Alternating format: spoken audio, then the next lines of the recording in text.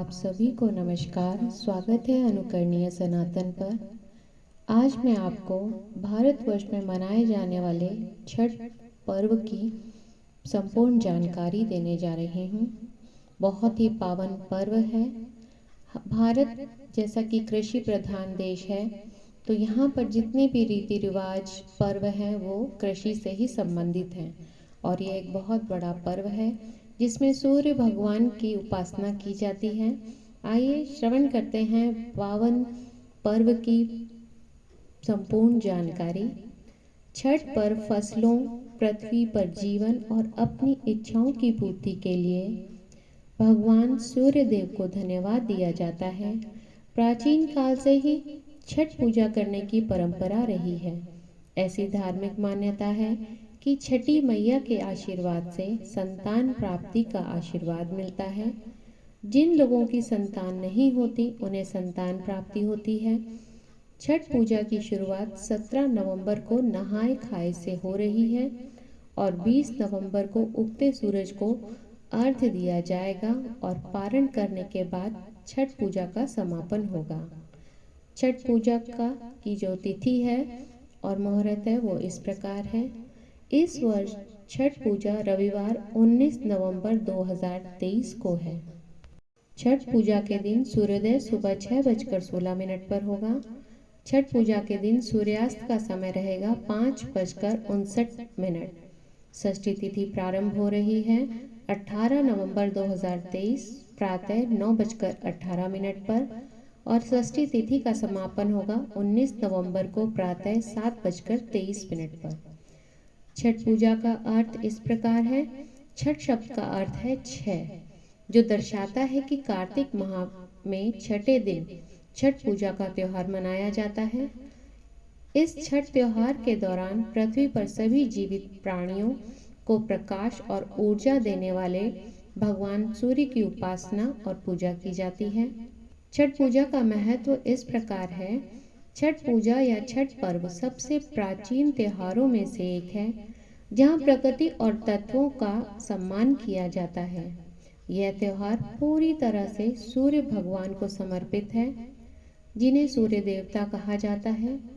इस अवसर पर लोग छठी माँ की भी पूजा करते हैं, जिन्हें षष्ठी माता के नाम से भी जाना जाता है, जो ब्रह्मा की बेटी और भगवान सूर्य की बहन के साथ साथ भगवान सूर्य की पत्नियों उषा और प्रत्युषा की भी पूजा की जाती है।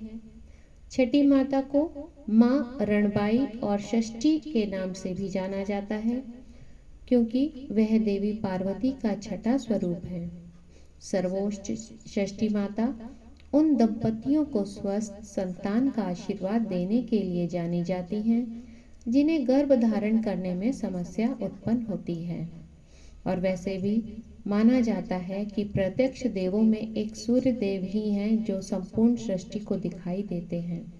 छठ पूजा का समारोह 4 दिन चलता है। छठ पूजा का उत्सव भारत के उत्तरी भाग और नेपाल के दक्षिणी भाग में महिलाओं द्वारा उत्साह और भक्ति के साथ मनाया जाता है। हाल ही के दिनों में पुरुष भी उत्साह से छठ के अनुष्ठान में भाग लेते हैं और अनुष्ठान करते हैं। 4 दिवसीय पावन छठ त्योहार का जो पहला दिन है उसे नहाय खाए के नाम से जाना जाता है। इस दिन परवैतिन अर्थात जो इस व्रत को धारण कर रही है वह स्त्री प्रातः काल उठकर स्नान आदि से निवृत्त हो साफ सुथरे वस्त्रों को धारण करती हैं। उसके बाद भगवान सूर्य की उपासना, अपने परिवार की समृद्धि, खुशहाली, बच्चों को स्वस्थ और सफल जीवन देने के लिए भगवान सूर्य से प्रार्थना करती हैं। आमतौर पर छठ पूजा में उपासक या परवैतिन महिलाएं होती हैं। पुरुष इनको कम ही रखते हैं, मगर ऐसा कुछ नहीं है, पुरुष भी इसे रख सकते हैं। ये श्रद्धा अनुसार किया जाता है। अब इसमें पूजा के उपरांत महिलाएं जिस घाट की तरफ जाती हैं और जिस रास्ते से जाती हैं वह रास्ता बिल्कुल साफ सुथरा किया जाता है। तो इसमें श्रद्धालु उस घाट तक जाने के रास्ते को स्वयं भी साफ कर सकते हैं या उनके साथ परिवार के अन्य लोग भी मिलकर इसे साफ सुथरा कर लेते हैं। इसके बाद जो व्रत धारण कर रही हैं वहाँ पहुंचकर सात्विक भोजन पकाती हैं, जिसमें कड़ुआ भात और जिसमें लौकी और बंगाली चने की दाल बनाई जाती है, अरवा के चावल होते हैं, इन चीज़ों को शामिल किया जाता है। इस व्यंजन को सबसे पहले दोपहर में भगवान को भोग के रूप में चढ़ाया जाता है और फिर जो इस व्रत को धारण कर रही हैं वो इस भोजन को अंतिम भोजन के रूप में ग्रहण करती हैं, क्योंकि इसके बाद उनका व्रत आरंभ हो जाता है। व्रत से पहले ये भोजन किया जाता है और इस भोजन क्योंकि बहुत सात्विक भोजन है तो मन में किसी भी प्रकार के प्रतिशोध और नकारात्मक विचार अपने आप स्वयं चले जाते हैं। अब बात करते हैं दूसरे दिन की। दूसरे दिन को कहते हैं खरना और लोहंडा। छठ के दूसरे दिन को खरना के नाम से जाना जाता है। भक्त और परवैतिन निर्जला व्रत रखते हैं, जिसका अर्थ है कि भक्त सूर्य अस्त होने तक पानी भी नहीं पी सकते, परंतु शाम को भक्त रोटी के साथ गुड़ की खीर, जो कि चावल और गुड़ डालकर पकाई जाती है, जिसे रसिया के नाम से जाना जाता है, उसको ग्रहण करते हैं। अब तीसरे दिन को कहते हैं सांझ का अर्घ। छठ पूजा का तीसरा दिन वह दिन होता है जब परवैतिन और परिवार के अन्य सदस्य घर पर प्रसाद तैयार करने में व्यस्त होते हैं। भगवान के लिए वो प्रसाद घर में ही तैयार करते हैं। प्रसाद आमतौर पर बांस की टोकरी में दिया जाता है, जो कि फलों, चावल के लड्डू, ठेकुआ यानी एक मीठा आटे का व्यंजन से भरा होता है। सांझ का अर्घ की पूर्व संध्या पर परवैतिन को परिवार के सदस्यों तथा दोस्तों द्वारा नदी, तालाब या पानी के अन्य बड़े जलाशय में ले जाया जाता है, ताकि पानी में खड़े होकर डूबते सूर्य को प्रसाद का अर्घ दिया जा सके। इस दिन का उत्सव बड़ा ही देखने लायक होता है, क्योंकि लोग पूजा करने वालों और की जाने वाली पूजा को देखने के लिए बड़ी संख्या में जल निकाय के आसपास इकट्ठा होते हैं। उपासक को आशीर्वाद प्राप्त करने के लिए दर्शक आवश्यकता पड़ने पर उपासक की सहायता भी करते हैं। प्रसाद चढ़ाते समय भक्त प्रसाद और गंगा जल में भरे कलश के साथ जलाशय में प्रवेश करके भगवान सूर्य को गंगा जल अर्पित करते हैं। एक बार पूजा पूरी हो जाने के बाद उपासक अपने घर लौट आते हैं और अपने परिवार के सदस्यों, दोस्तों और पड़ोसी रिश्तेदारों के साथ कोसी भराई अनुष्ठान करते हैं।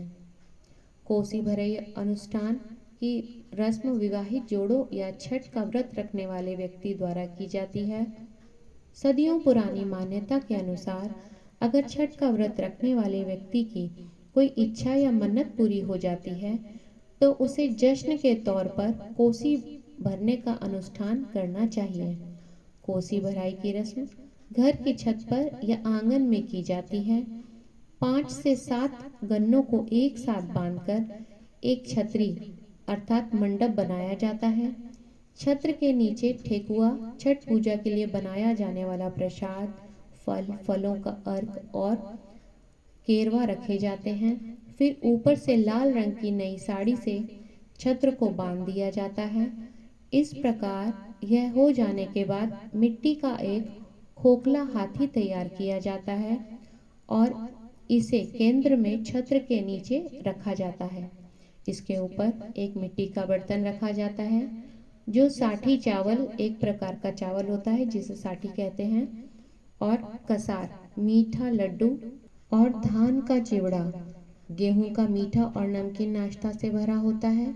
इसके बाद 12 से 24 तेल या घी के दिए जलाए जाते हैं और मौसमी फल चढ़ाए जाते हैं। यही अनुष्ठान अगली सुबह 3 से 4 बजे के बीच दोहराया जाता है और उसके बाद भक्त उगते सूरज को अर्घ या अन्य प्रसाद चढ़ाते हैं। चौथे दिन भोर का अर्घ, इसे कहते हैं भोर का अर्घ। छठ पूजा के अंतिम दिन को भोर का अर्घ कहा जाता है।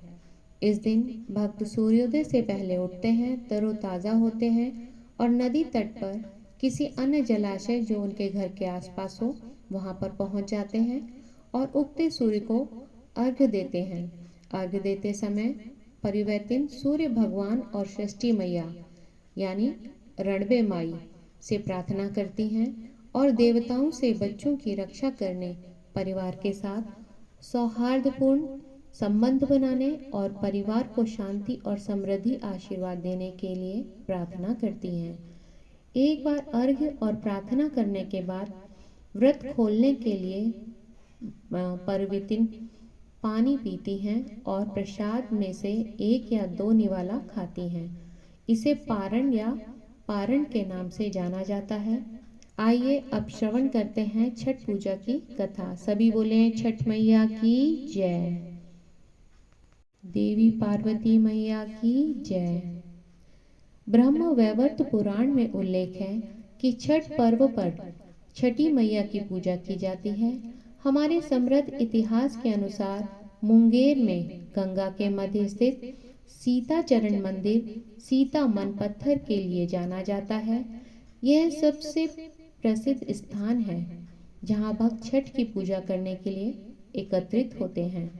पौराणिक कथा के अनुसार यह मुंगेर का वह स्थान था जहां माता सीता ने छठ अनुष्ठान किया था। ऐसा कहा जाता है कि जब उन्होंने छठ की पूजा की तो छठी मैया ने उन्हें लव और कुश नामक 2 स्वस्थ पुत्रों का आशीर्वाद दिया। इसके बाद से छठ पूजा या छठ महापर्व करने की परंपरा अस्तित्व में आई। यही कारण है कि मुंगेर और बेगूसराय में छठ का उत्सव बड़े ही धूमधाम और हर्ष उल्लास के साथ श्रद्धा भाव पूर्वक मनाया जाता है। एक अन्य कथा के अनुसार प्रथम मनु स्वयंभू का एक पुत्र था जिसका नाम प्रियव्रत था। यद्यपि प्रियव्रत के पास बहुत सारी संपत्ति थी और वह एक राजा थे, लेकिन उनकी कोई संतान नहीं थी। इससे वह बड़े दुखी हो गए। प्रियव्रत ने इस बारे में महर्षि कश्यप से परामर्श किया। राजा प्रियव्रत की बात सुनकर महर्षि कश्यप जी ने उन्हें यज्ञ करने के लिए कहा। पूरे यज्ञ और पूजा के अनुष्ठान थोड़े कठिन थे, लेकिन राजा और उनकी पत्नी ने ऋषि के मार्गदर्शन के अनुसार यज्ञ किया। कुछ महीनों के पश्चात जल्द ही राजा प्रियव्रत की पत्नी रानी मालिनी ने एक बेटे को जन्म दिया, लेकिन उनकी खुशी अल्पकालीन थी क्योंकि बच्चा मृत पैदा हुआ था। राजा और रानी तथा उनके परिवार के सदस्यों ने शोक मनाया। राजा और उनकी पत्नी मालिनी टूट गए, लेकिन कुछ देर बाद उन्हें आकाश में एक आवाज़ सुनाई दी और जब उन्होंने उसे खोजा तो उन्हें बादलों में माता षष्ठी देवी दिखाई दी। राजा और रानी दोनों ने उन्हें प्रणाम किया और दुखी मन से उनकी प्रार्थना की। देवी षष्ठी ने उन्हें आशीर्वाद दिया और कहा, मैं माता छठी देवी पार्वती का छठा रूप हूँ। मैं सभी बच्चों की रक्षा करती हूँ और जिन्हें गर्भ धारण करने में कठिनाई होती है उन्हें स्वस्थ संतान का आशीर्वाद देती हूँ। इतना कहकर षष्ठी मैया ने मृत बच्चे को अपने हाथों से आशीर्वाद दिया और वह निर्जीव बालक पुनर्जीवित हो गया। बच्चे को सांस लेता देख राजा और रानी दोनों बहुत प्रसन्न हुए और उनके गालों से आंसू बहने लगे। उन्होंने माता षष्ठी को धन्यवाद किया और प्रार्थना की और उस दिन से छठ पूजा दुनिया भर में बड़ी भक्ति भाव हर्ष उल्लास के साथ मनाई जाने लगी। सभी बोले षष्ठी मैया की जय। हे षष्ठी माता, आपसे विनम्र प्रार्थना है कि जिस प्रकार आपने राजा रानी के बच्चे की रक्षा की, हे माता रानी, आप जो भी इस कथा को सुन रहा है उनके घर में सुख समृद्धि वैभव और उत्तम संतान का आप आशीर्वाद प्रदान करने की कृपा करें। सभी बोले षष्ठी मैया की जय।